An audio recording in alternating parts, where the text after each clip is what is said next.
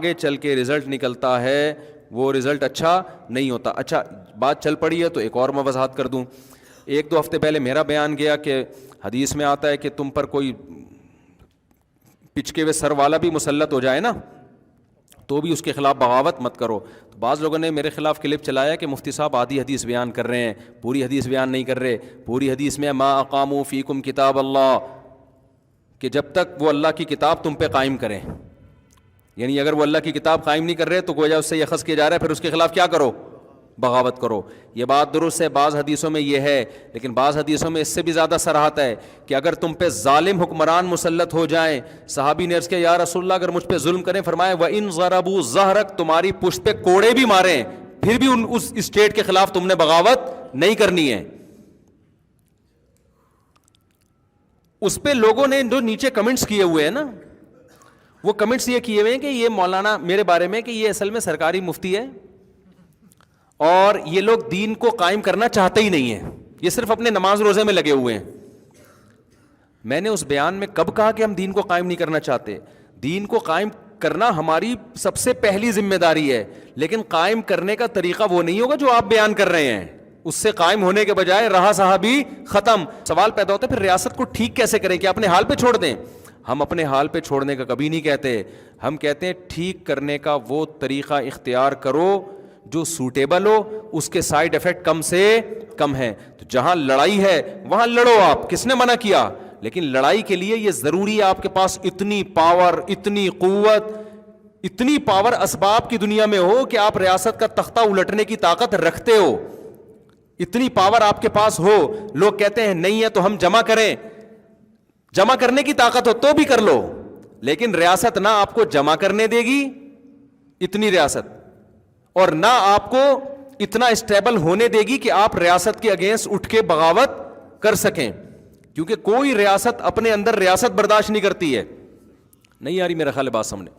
دیکھو نبی صلی اللہ علیہ وسلم نے فرمایا من رأى منکم منکرا فلیغیرہ بیدی, تم میں جو شخص ہاتھ سے برائی کو روکنے کی طاقت رکھتا ہے وہ ہاتھ سے روک دے. آگے کیا فرمایا؟ فإن لم یستطع, اگر ہاتھ سے برائی کو روکنے کی طاقت نہیں ہے تو زبان سے. کیا مطلب؟ ایک اسٹیپ ایسا بھی آتا ہے جب ہاتھ کی طاقت نہیں ہوتی, تو ہاتھ کا مطلب ہاتھ نہیں ہے, تلوار بھی اس میں داخل ہے, ایٹم بم بھی اس میں داخل ہے, میزائل بھی اس میں داخل ہیں.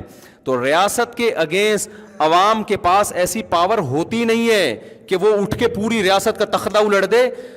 ادھر فوج کھڑی ہوگی, ٹینک ہوں گے, بڑے بڑے میزائل ہوں گے, ادھر آپ کے پاس غلیلیں بھی نہیں ہوں گی, اور جو 20 آدمی آپ کی تحریک میں آئے ان میں 10 ایجنسی کے لوگ ہوں گے, وہ آپ کو پکڑوانے کے لیے آپ کی تحریک میں شامل ہوئے ہوں گے. نہیں آ رہی میرا خیال ہے بات سمجھ میں؟ تو ایسی بات کرتے کیوں ہو جو گراؤنڈ ریئلٹی میں ممکن ہے ہی نہیں. فوراً مثالیں دی جاتی ہیں رسول اللہ صلی اللہ علیہ وسلم کی, کہ آپ صلی اللہ علیہ وسلم نے جب جہاد کیا تھا تو گراؤنڈ ریئلٹی تھی 100% تھی. جب مکہ میں آپ 13 سال رہے, گراؤنڈ ریئلٹی کہہ رہی تھی کہ ابھی مت لڑو, آپ میں طاقت نہیں ہے, لہذا آپ 13 سال تک نہیں لڑے. کیونکہ بلال حبشی کے سینے پہ پتھر رکھے جا رہے ہیں, ان کو گرم ریتوں پہ لٹایا جا رہا ہے, وہ اپنا دفاع نہیں کر پا رہے, اور ان کو کہا جائے گا کہ اس ریاست کے اگینسٹ ہم نے مکہ میں خلافت قائم کرنی ہے. وہاں سے نبی نے ہجرت کی ہے. ہجرت کی ہے تو مدینہ میں بھی بغاوت نہیں کی ہے, اس لیے کہ مدینہ والوں نے آپ کا استقبال کیا, آٹومیٹکلی ریاست قائم ہو گئی. پھر زخمیوں کے علاج کے لیے ایک ریاست مل گئی, پھر اٹیک کرنے کے لیے ایک ریاست مل گئی, فوج مل گئی. تو تمام چیزوں, پھر جتنی لڑائیاں ہوئی دفاعی ہوئی ہیں کہ جو اٹیک کر رہا ہے اس کو روکو کسی طریقے سے, خود سے حملے نہیں کیے جا رہے. جب اتنا بڑا لشکر تیار ہوا ہے اس کے بعد جا کے آپ نے مکہ پہ اٹیک کیا ہے, اور ایک اسٹیٹ تیار ہوئی ہے, اسٹیٹ نے اسٹیٹ پہ اٹیک کیا ہے, 4 آدمی اٹھ کے نہیں اسٹیٹ پہ اٹیک کر رہے تھے. تو اب یونیورسٹیوں میں بعض دفعہ یہ ذہن بنایا جا رہا ہے لڑکوں کا کہ بھئی اپنی نماز روزے میں لگے رہو گے, اسٹیٹ کی دین کون قائم کرے گا. دین قائم کرنے کے پیچھے یہ پیغام چھپا ہوتا ہے, اور لڑکے ایک نیا امیر آئے, نیا کمانڈر آئے اور پورا نظام کیا ہو جائے. تو ایسا نہیں ہوتا, یہ اپنی صلاحیتوں کو ضائع کرنے. ہاں صحیح طریقہ کیا ہے کہ آپ کا ایک اسلامی کنٹری پہلے سے ہے, اس کے آئین میں یہ بات ہے کہ قرآن و سنت کے منافی کوئی قانون نہیں بنے گا. تو جب اس کے آئین آپ کا ساتھ دے رہا ہے, تو گڑبڑ یہاں ہو رہی ہے کہ اسمبلی میں جو لوگ جا رہے ہیں, بیوروکریسی میں جو لوگ جا رہے ہیں, وہ اسلام پسند نہیں ہے. تو بھائی آپ تعلیمی نظام جیسے ان لوگوں نے تعلیمی نظام پہ ناجائز قبضہ کیا ہوا ہے, آپ جائز قبضہ کر لو. آپ ایسی ٹیم تیار کرو بیوروکریٹس میں, وہ جب آگے جائے گی, ججز ہوں گے, فوج کے افسران ہوں گے, اس طرح سے آپ تبدیلی لے کر آؤ, ساری دنیا آپ کو ویلکم کرے گی. جو جامعۃ الرشید کر رہا ہے اور بھی دیگر ادارے کر رہے ہیں, آج نہیں 20 سال 30 سال کے بعد اس کا رزلٹ ظاہر ہوگا. یہ طریقہ سوٹیبل بھی ہے, اس میں خون خرابہ بھی نہیں ہے, اور ہر آدمی اس کو پسند بھی کرے گا. لیکن یہ طریقہ کیوں؟ اس لیے کہ یہ لانگ ٹرم ہے نا, ہم چاہتے ہیں آج رزلٹ نکل جائے.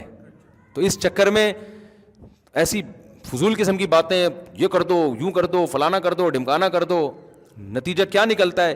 وہی جو میں بات لے کے شروع ہوا تھا نا, لبرل طبقہ مذہبی طبقے سے قریب آنے کے بجائے دور کے, یار یہ بڑے ڈینجرس لوگ ہیں بھائی, یہ جو اتنے اچھے اخلاق سے بات کر رہے ہیں, I'm nice to meet you, کوئی پتہ نہیں اس کی جیب میں بغاوت کا بم رکھا ہوا, یہ ماحول بنے گا.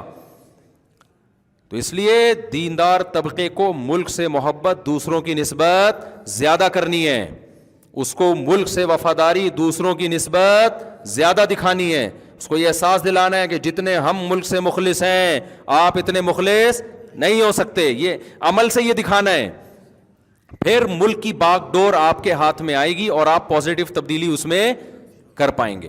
خیر یہ کہاں سے کہاں نکل لی ہم. تو خیر اس وقت محبت سے دین کی بات کرنے کے علاوہ آپ کے پاس کوئی آپشن نہیں ہے. دیکھو سختی سے بات جب کی جاتی ہے جب آپ پاورفل ہوتے ہو, جیسے پولیس کے پاس کیا ہے؟ اختیارات ہیں. پولیس کہے گی موبائل میں بیٹھ جا, ایکسکیوز می سر کائنڈلی آپ بیٹھ جائیں موبائل میں, آپ کہیں گے نہیں بیٹھ رہا, پولیس یوں اٹھائے گی آپ کو موبائل میں بٹھا دے گی. تو یہ ایک سادہ سا اصول ہے بھائی, پاور جس کے پاس ہوگی وہ اس اسٹائل سے بات کرے گا. جب مذہبی طبقے کے پاس پاور ہی نہیں ہے, کوئی ریاست بھی نہیں ہے, کوئی پاور بھی نہیں. افغانستان میں طالبان سمجھا دیتے ہیں کہ بھئی اب انہوں نے, ہم دیکھو یہاں تقریر کرتے ہیں, دیکھیں ایکچولی کو ایجوکیشن سسٹم نہیں ہونا چاہیے, لڑکیاں ادھر ہوں, ہم ایکسکیوز اور یہ کر کے ہی سمجھائیں گے نا. کبھی کبھار غیرت میں آ گئے تو تھوڑا سا یوں کہہ دیے یہ بےغیرتی والا نظام ہے. اس سے زیادہ ہم یہ تو نہیں کہ میں یونیورسٹی میں جا کے ٹھڈے مارنا شروع کر دوں, یہ تیری کیا لگتی ہے جو تو اس کے ساتھ بیٹھا ہوا ہے. اس کو کہوں کہ میں چونکہ غیرت مند ہوں مجھے غصہ بہت آ رہا ہے, تو آپ بتاؤ اس سے کو ایجوکیشن سسٹم ختم ہوگا یا تھوڑا بہت جو مولویوں کا یونیورسٹیوں میں داخلہ ہے اس پہ بھی پابندی. لیکن طالبان نے افغانستان میں کیا کیا, انہوں نے کہا لڑکیاں الگ بیٹھیں گی لڑکے الگ بیٹھیں گے.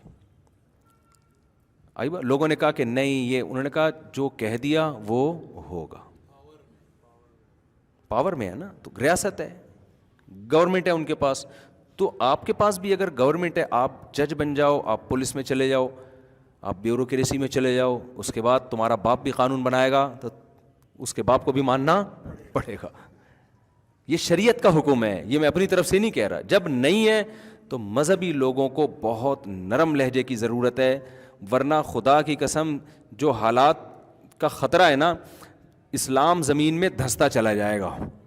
یہ جو ہم بیان میں اتنا مزاح کرتے ہیں, ایک تو میری نیچر ہے ایسی, دوسرا یہ کہ بھائی محبت سے ایک جہاں تمیز سے ایک بات کھوپڑی میں اتاری جا سکتی ہے, تو خام خامیں آنکھیں دکھا کے ان کو ڈرا سین دکھا کے کیوں بندہ بات سمجھائے یار. آپ کے